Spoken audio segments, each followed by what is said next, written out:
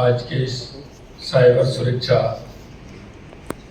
जागरूकता, संरक्षण और न्याय तक समावेशी पहुंच इस 3 दिवसीय राष्ट्रीय स्तर सम्मेलन के उद्घाटन समारोह में माननीय मुख्य न्यायाधीश सर्वोच्च न्यायालय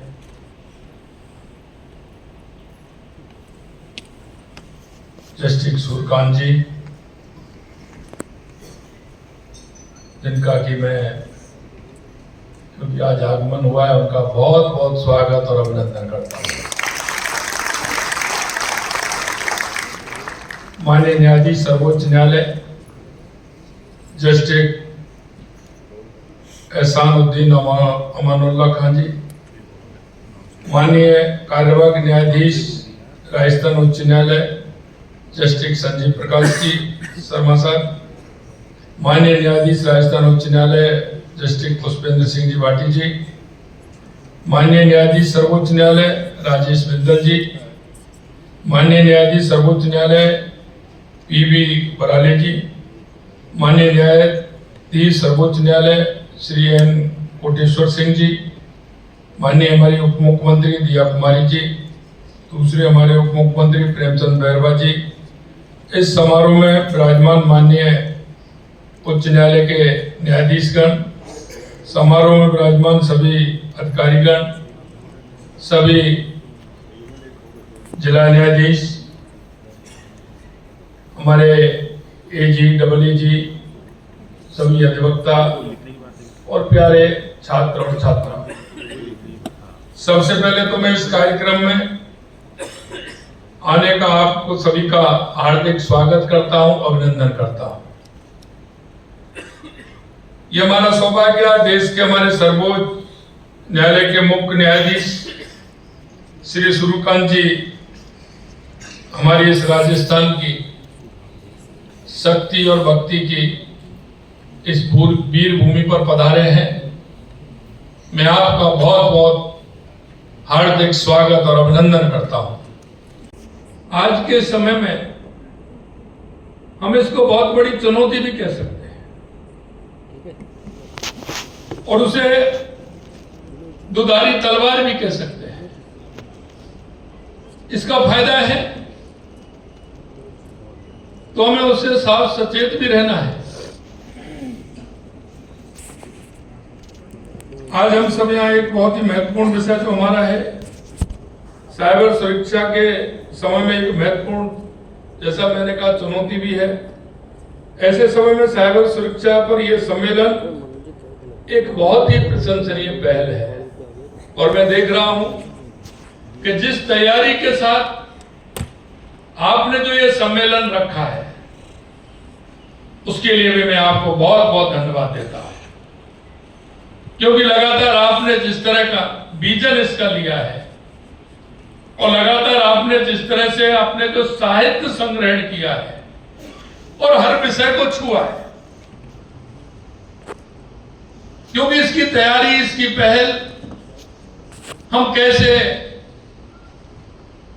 जन में जागरूकता के माध्यम से उन सभी को जिनके इरादे गलत होते हैं उनको किसी भी तरह का मौका नहीं मिले, हम पहले से ही जन में ये सावचेत करने के लिए पूरी तैयारी के साथ इस सम्मेलन को कर रहे हैं। इस सम्मेलन की थीम साइबर सुरक्षा, जागरूकता, संरक्षण और न्याय तक समावेशी पहुंच आज के समय में सबसे जरूरी और प्रासंगिक मांग है। इस थीम का सार यही है कि डिजिटल की दुनिया में न्याय भी सुलभ हो और सुरक्षा भी सुनिश्चित हो, और सुरक्षा सुनिश्चित होगी तो निश्चित रूप से हम डिजिटल के क्षेत्र में और गति से काम कर सकते हैं। डिजिटल युग में जहां एक और न्याय तक पहुंच आसान हुई है, वहीं दूसरी ओर नए प्रकार के खतरे भी सामने आए हैं। साथियों, आज से करीब एक दशक पहले देश के यशस्वी प्रधानमंत्री नरेंद्र मोदी जी ने डिजिटल इंडिया का सपना देखा था, तो लोगों के मन में कई तरह की बातें आती थी। तब शायद बहुत से लोगों को यह असंभव लगा था, लेकिन आज वह सपना पूरी तरह हकीकत बन चुका है। आज एक सामान्य सब्जी वाला भी डिजिटल माध्यम से सीधा अपने खाते में पैसा प्राप्त करता है और उसको इस बात का डर भी नहीं रहता कि कहीं मेरे साथ कोई इस तरह की घटना हो जाएगी। यह सुविधा भी उसको मिली है। आज गांव का किसान अपने खेत में बैठकर फसल बीमा का लाभ भी लेता है। हमें पहले जब चलते थे तो गांव से जब व्यक्ति निकलता था तो पैसे भले ही कम होते थे, लेकिन उसके लिए घर वाले 4 बार पूछते थे, पैसों को ठीक प्रकार से रख लिया, कहां रखा है बताइए, किस तरह से आप ले जा रहे हो, कोई बड़ा सामान लेने जा रहे हो, तो बड़ी चिंता रहती थी। आज उस चिंता से मुक्त है, क्योंकि चिंता है ही नहीं। जाएंगे मोबाइल से तुरंत उसका पेमेंट कर देंगे।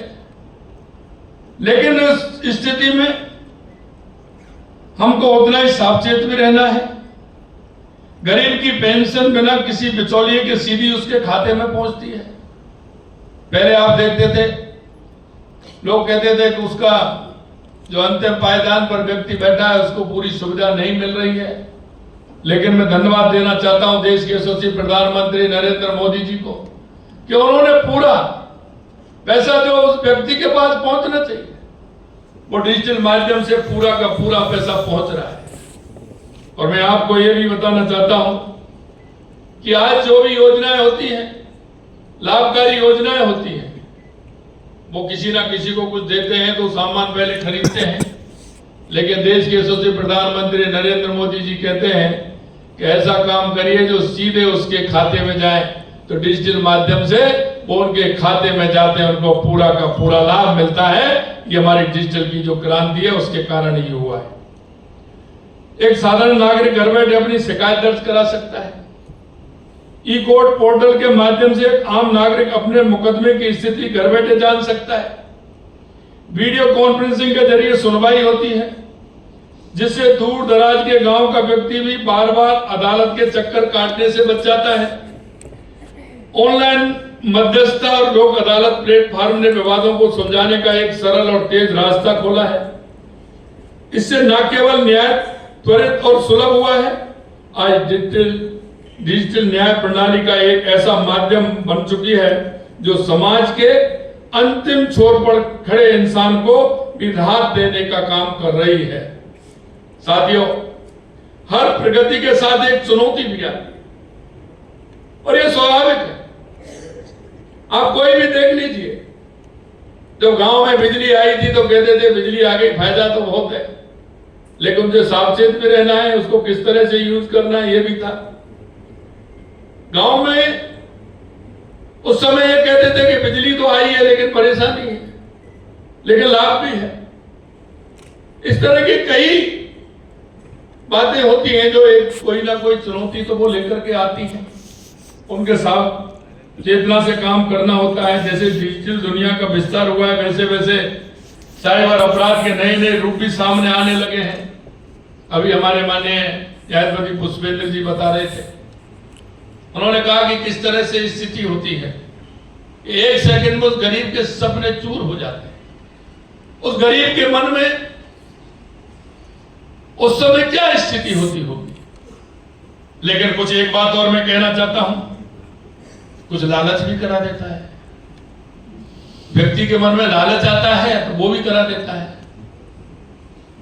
तो लालच को भी हमें रोकना होगा, क्योंकि कभी कभी तो हम वो सीधा सीधा कहते हैं लेकिन हम समझ नहीं पाते, उसका काम नहीं समझ पाते। हमारा काम समझ में आता है कि हाँ ये हमें लालच दे रहा है तो इसमें हमें आ जाना चाहिए। हमें जनता को इससे भी सावचेत करना चाहिए कि किसी तरह के लालच में नहीं आना है। ऑनलाइन ठगी, डेटा चोरी, फर्जी लिंक, साइबर बुलिंग और डिजिटल धोखाधड़ी वे आज की सबसे बड़ी चुनौती हैं। एक बुजुर्ग को फोन आता है और वह अपनी जीवन भर की जमा पूंजी चंद मिनटों में गवा देता है। एक महिला को डिजिटल माध्यम से परेशान और प्रताड़ित किया जाता है। एक युवा लालच में आकर किसी साइबर जाल में फंस जाता है और वो आजीवन परेशान रहता है। ऐसे में सबसे पहली और सबसे बड़ी जरूरत है जागरूकता की। और निश्चित रूप से मैं पूरा धन्यवाद देता हूं कि आपने ये पहल की है। वास्तव में आज के समय में अगर कोई ज्यादा परेशानी में है तो इसको अगर परेशानी में नहीं है तो सोच करके परेशानी में है। हमेशा वो उसके दिल में दिमाग में ये रहता है कि कहीं मैं काम तो कर रहा हूं, फोन आया है, इसको उठाऊं या नहीं उठाऊं। अगर आपके मोबाइल में उसका नंबर फीड नहीं है तो कभी कभी मन में आती है। आप किसी मैसेज को देखना नहीं चाहते लेकिन फिर भी देखना पड़ता है। तो हमें सावधान रहने की आवश्यकता है। जागरूक नागरिक ही सुरक्षित नागरिक है और यही संदेश इस सम्मेलन का मूल है। इसलिए इस आयोजन का महत्व और भी अधिक बढ़ जाता है। साथियों, हमारी सरकार साइबर सुरक्षा के विषय पर पूरी गंभीरता और प्रतिबद्धता के साथ काम कर रही है। हम जागरूकता अभियानों के जरिए गांव-गांव, शहर-शहर लोगों तक पहुंच रहे हैं। हम उन्हें बता रहे हैं कि साइबर ठगी से कैसे बचें, अपना डेटा सुरक्षित कैसे रखें, यदि कोई घटना हो जाए तो कहां और कैसे शिकायत करें। हमारा मानना है कि सबसे बड़ी सुरक्षा जागरूक नागरिकता की है। प्रदेश में साइबर अपराधों को नियंत्रण एवं रोकथाम के लिए Rajasthan cyber crime control centre R4C की स्थापना की जाएगी। इसके साथ ही हमारी सरकार के द्वारा साइबर अपराधियों पर कठोर कार्रवाई भी सुनिश्चित की जा रही है। और इसी के तहत मैं आपसे आज कहना भी चाहता हूं कि मुझे आपको बताते हुए हर्ष हो रहा है कि आज क्योंकि हमारे संजीव प्रकाश जी, माननीय हमारे चीफ जस्टिस साहब ने, ये कार्यवाहक चीफ जस्टिस साहब ने हमसे अभी कहा है और ऐसा मौका कहाँ मिलेगा जी कि हमारे भारत के मुख्य न्यायाधीश विराजमान हैं। तो मैं कहना चाहता हूं कि मुझे आपको बताते हुए हो रहा है कि साइबर अपराधों की रोकथाम की और अधिक प्रभावी बनाने के लिए हम राजस्थान में विशेष साइबर कोर्ट की स्थापना भी करेंगे। ये साइबर सुरक्षा और समावेशी न्याय की दिशा में अत्यंत महत्वपूर्ण पहल होगी। ऑपरेशन एंटीवायरस अभियान के तहत हमने बड़ी संख्या में साइबर अपराधियों को पकड़ा और उन्हें जेल की सलाखों के पीछे पहुंचाया। राजस्थान में 3 नए कानूनों को जमीनी स्तर पर लागू किया जा रहा है। इन नए कानूनों के माध्यम से राजस्थान देश में सबसे तीव्र गति से न्याय पहुंचाने वाले राज्यों में से एक बन गया है। हमारी सरकार का संदेश एकदम स्पष्ट और कठोर है कि राजस्थान की धरती पर किसी भी अपराधी के लिए कोई जगह नहीं है, चाहे वो अपराध जमीन पर करे या स्क्रीन के पीछे छुप कर करे। अपराध अपराध होता है और उसकी सजा उसे अवश्य मिलेगी। इसके साथ साथ हम कानूनी प्रक्रियाओं में भी नवाचार लाने के लिए प्रतिबद्ध हैं। आज राजस्थान में ई कोर्ट्स का तेजी से विस्तार किया जा रहा है। ऑनलाइन मध्यस्थता प्लेटफॉर्म, लोक अदालत का डिजिटल विस्तार, महिला पंचायत स्तर पर सामुदायिक मध्यस्थता, ये सभी उसी सोच के परिणाम है। हम चाहते हैं कि न्याय केवल बड़े शहरों की अदालतों तक सीमित न रहे।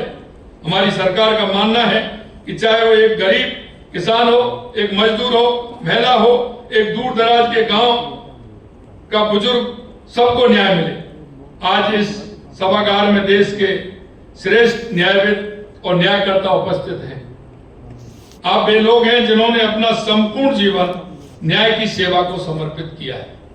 आप केवल कानून की व्याख्या नहीं करते, आप समाज को दिशा देते हैं, व्यवस्था को संतुलन देते हैं। आप वो स्तंभ हैं जिन पर इस लोकतंत्र की नींव टिकी है। आज इस सम्मेलन में आपकी भूमिका और भी अधिक महत्वपूर्ण हो जाती है। मित्रों, मैं हमेशा कहता हूं कि आप वो लोग हैं जो लोग आपका अनुसरण करते हैं। मैं पिछले दिनों एक कार्यक्रम में भी गया, वहां भी मैंने कहा, क्योंकि आपको लोग देखते हैं तो आपका अनुसरण करते हैं, अनुसरण करके उनका मार्ग प्रशस्त होता है। वो एक उस न्याय की तरफ देखते हैं और आप जो कहते हैं उसको वो मानते हैं, क्योंकि समाज में मान्यता है। और आप सही माने में मैं कहूं तो आप राष्ट्र की आत्मा है। आप उन लोगों को जो परेशान, दुखी, प्रताड़ित, उसका न्याय आपके द्वारा जब मिलता है तो उसके जीवन में संतोष का भाव पैदा होता है और जीवन में उसे विश्वास होता है। और ये अवधारणा आज की नहीं है, चाहे किसी का शासन रहा हो, लेकिन न्याय की अवधारणा, न्याय के प्रति सम्मान, न्याय के प्रति लोगों का भाव और भावना, उनके अंदर की आत्मा इस बात को जानती है, पहचानती है और उसके आधार पर वो विश्वास भी करती है। मैं आपसे यही कहना चाहता हूं कि आपके वर्षों के अनुभव, आपकी गहरी समझ और आपके मार्गदर्शन से इस सम्मेलन में ऐसी नीतियां, विचार उभरेंगे जो आम नागरिक के जीवन को सीधे प्रभावित करेंगे। साइबर सुरक्षा के क्षेत्र में जो दिशा निर्देश इस सम्मेलन से निकलेंगे, जो विचार यहां साझा किए जाएंगे, वे कानून बनाने वालों के लिए एक मजबूत आधार बनेंगे और साइबर सुरक्षा को मजबूत बनाने का काम करेंगे। आप सभी की उपस्थिति इस आयोजन को और अधिक गर्मापूर्ण व ऐतिहासिक बनाती है। यह सम्मेलन एक ऐसी शुरुआत है जो आने वाले समय में समाज में और बड़ा समावेशी न्याय, सकारात्मक बदलाव लाएगी। साइबर सुरक्षा और समावेशी न्याय, यह हम सभी का संकल्प है। इस संकल्प को पूरा करने के लिए सरकार और न्यायपालिका और समाज तीनों को मिलकर काम करना होगा। अंत में एक बार पुनः मैं माननीय हमारे मुख्य अतिथि न्यायमूर्ति न्यायाधिपति श्री सूर्यकांत जी और यहाँ उपस्थित सभी को मैं पुनः सभी विद्वान जनों को हृदय की गहराइयों से आप सभी का बहुत बहुत अभिनंदन करता हूं, आभार व्यक्त करता हूं। आप सभी को बहुत बहुत धन्यवाद। जय हिंद, जय भारत, जय राष्ट्र।